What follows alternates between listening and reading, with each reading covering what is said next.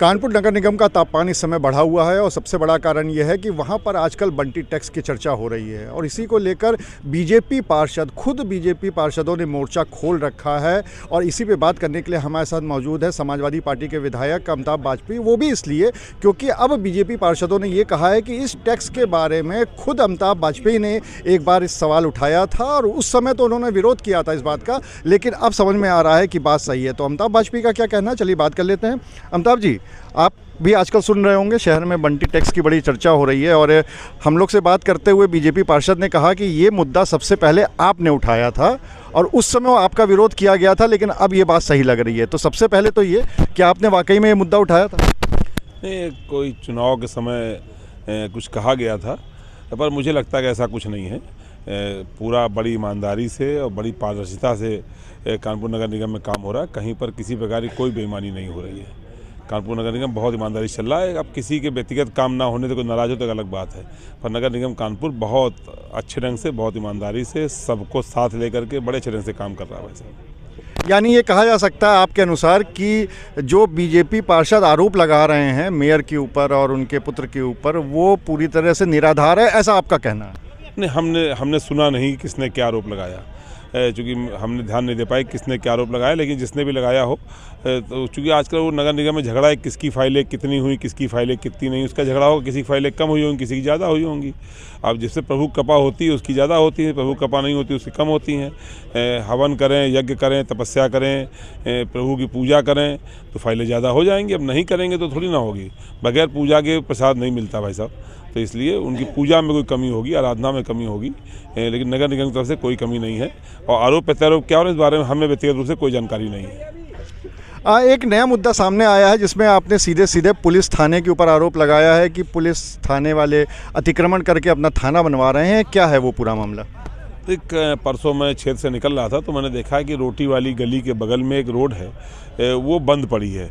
उससे लोग निकलते हैं, लोगों की दुकानें हैं, कारोबार है, और वहाँ निर्माण चल रहा था पुलिस का। मुझे क्षेत्रीय लोगों ने बताया कि साहब ये पुलिस इस जगह को बंद करके वहाँ कब्जा कर रही है और निर्माण कर रही है। तो कल मैंने उसके चिट्ठी लिखी है जिलाधिकारी को, पुलिस कमिश्नर को, नगर आयुक्त को व्हाट्सएप से भेजी है, LIU के अधिकारियों को भेजी है, आज कुछ समाचार पत्रों में भी छपी है।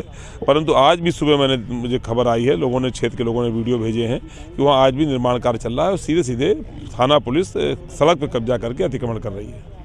तो ये अतिक्रमण को लेकर क्या फिर आप आला अधिकारियों के पास खुद नहीं गए, DM के पास या पुलिस के पास खुद ही, क्योंकि आप कह रहे हैं कि मूलगंज थाने वाले जो हैं वही इसको अतिक्रमण को करवा रहे हैं? कल मैंने सूचना भेजी है, कुछ देर तो इंतजार करना होगा। अच्छा, चूँकि क्या है, जो जब रक्षक ही भक्षक बन जाए, कोई अतिक्रमण करता, पुलिस ठेला तक आगे लगाओ तो चालान कर देती है, गाड़ी खड़ी होगी पार्किंग से बाहर तो चालान कर देगी, और रक्षक ही भक्षक बन जाए, पुलिस खुद ही अतिक्रमण करने लग जाए। न जाने कितने थाने, कितने चौकी सड़क पर अतिक्रमण करके बने हैं, लेकिन ये तो सामने सामने बन रहा है। मैंने बड़े अधिकारियों को बता दिया है। अब अधिकारी आँख मीच के बैठना चाहें, इस पर हमारा क्या उपाय? आखिर कहेंगे किससे? हम कहेंगे सरकार से, कहेंगे अधिकारियों से?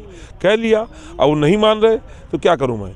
लेकिन ये सबके सामने हो रहा है और ये गलत है। एक तो थाना मूलगंज वैसे भी अप्रासंगिक थाना है, उससे कुछ मीटर की दूरी पे कोतवाली, कुछ 100 मीटर की दूरी पे अनवरगंज है, बादशाही नाका है, कलेक्टरगंज है। ये तो वैसे भी थाना कोई प्रासंगिक थाना नहीं है, ऊपर से उस सड़क पर कब्जा कर रहा है। उसी जगह पर रोड सकरी है, एक गली से लोग निकलते हैं वो गली भी बंद कर रहे हैं, तो ये ठीक नहीं है। अधिकारियों को संज्ञान लेना चाहिए। आप जैसे पत्रकार साथियों ने संज्ञान ले लिया है तो निश्चित रूप से हमें भरोसा है कि अधिकारी भी संज्ञान लेंगे और गलत को गलत कहेंगे। इस तरह से करके अतिक्रमण पुलिस नहीं कर सकती। विधानसभा सत्र के दौरान एक मामला उठा था ब्राह्मण विधायकों वाला और काफ़ी चर्चित था। हम लोग ने आपसे उस समय बात भी की थी, आप उस समय सदन में थे तो इसलिए बात वहाँ पर नहीं हो पाई। तो अब क्या लगता है कि ये जो क्या पूरी ब्राह्मण राजनीति चल रही है उत्तर प्रदेश के अंदर, खासकर ब्राह्मण विधायक?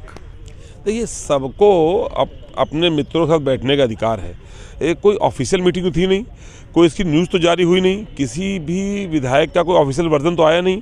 उसके बावजूद भारतीय जनता पार्टी के जो नए प्रदेश अध्यक्ष हैं, उन्होंने जिस तरीके से, जिस भाषा में चिट्ठी लिख के चेतावनी दी है, वो कहीं ना कहीं स्वाभिमान को चोट पहुंचाने वाली है। भाई, कोई ऑफिशियल मीटिंग होती, कोई ब्राह्मणों की तरफ से बयान आया होता है कि ब्राह्मण विधायक नाराज हैं या सरकार के खिलाफ हैं या कोई, तब तो ठीक है, पार्टी के अनुशासन की बात आती। कोई आपस में बैठ उठ ले, दाल बाटी खा ले, तो इतने में भी कष्ट और ऐसी चिट्ठी, तो तो ये सीधे सीधे कहीं ना कहीं आज ब्राह्मण विधायकों की बात नहीं है।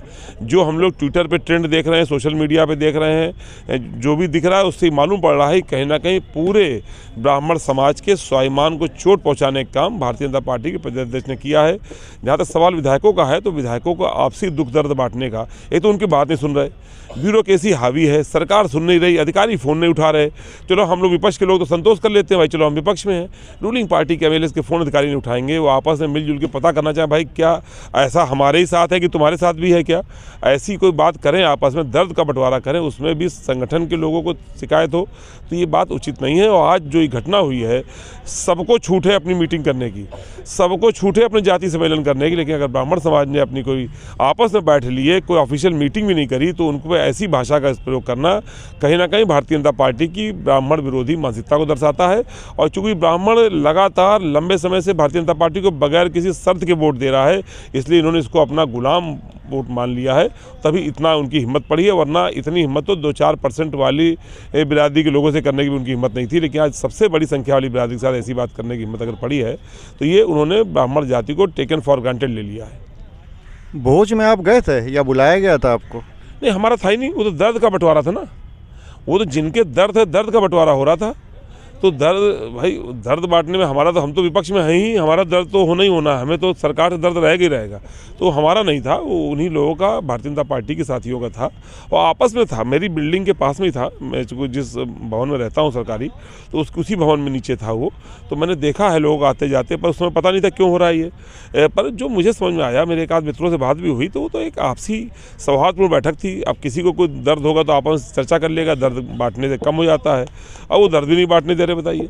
तो हमको तो नहीं बुलाया गया था, पर लेकिन हमें अपने साथियों से ये भरोसा है कि वो नेता हैं और वो अपने जो स्टैंड है उस पर रहेंगे, और सरकार को झुकना पड़ेगा। आखिर आज भी सदन के अंदर 1/8 से अधिक विधायक ब्राह्मण हैं, तो आप ऐसे इग्नोर करके कैसे चल सकते हैं? इग्नोर नहीं कर पाएगी कोई सरकार हो, कोई पार्टी इग्नोर नहीं कर पाएगी। तो आप थे अमिताभ वाजपेयी, जिन्होंने सबसे पहले तो नगर निगम वाले मुद्दे पे ये कहा कि उनके हिसाब से नगर निगम में सब कुछ ठीक चल रहा है।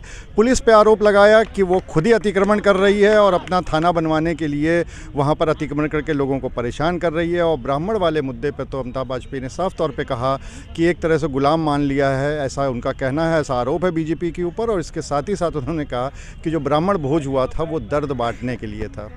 अनुराग अग्रवाल, TV9 कानपुर।